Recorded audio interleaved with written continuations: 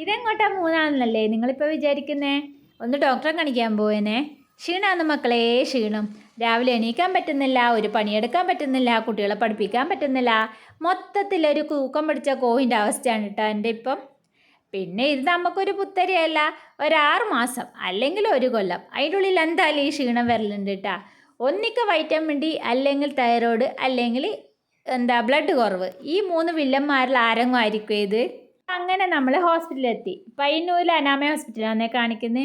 ഭയങ്കര തിരക്കൊന്നും ഉണ്ടായിട്ടില്ല. അപ്പം അങ്ങനെ ഡോക്ടറെ കാണിച്ചു. ഡോക്ടറെ കാണിച്ചു കഴിഞ്ഞാൽ പിന്നെ എന്തായാലും ബ്ലഡ് ടെസ്റ്റ് ചെയ്യണമല്ലോ.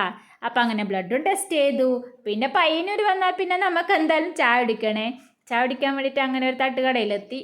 പിന്നെ വയ്യാത്തതുകൊണ്ട് വീട്ടിലൊന്നും ഉണ്ടാക്കിയിട്ടുമില്ല. അപ്പോൾ ഇതാണ് കേട്ടോ നമ്മളെ കരുവള്ളൂരിലെ തട്ടുകട. അപ്പോൾ ഇവിടുത്തെ സ്പെഷ്യൽ എന്ന് പറഞ്ഞാൽ പത്തലും ചിക്കൻ കറിയാണ്. നല്ല സൂപ്പർ പത്തൽ ചിക്കൻ കറിയാണേ. അപ്പോൾ അത് മാത്രമല്ല, അപ്പവും മുട്ടി മിക്സ് ഉണ്ട്, അപ്പം ചിക്കൻ മിക്സ് ഉണ്ട്, പിന്നെ കപ്പിയും ബീഫുണ്ട്, പഴംപൊരി, അങ്ങനത്തെ ഐറ്റംസ് എല്ലാം ഉണ്ട്. അപ്പോൾ അങ്ങനെ നമ്മൾ നല്ല അടിപൊളി പത്തലും ചിക്കൻ കറിയും കഴിച്ച് അങ്ങനെ വീട്ടിലേക്ക് പോയി.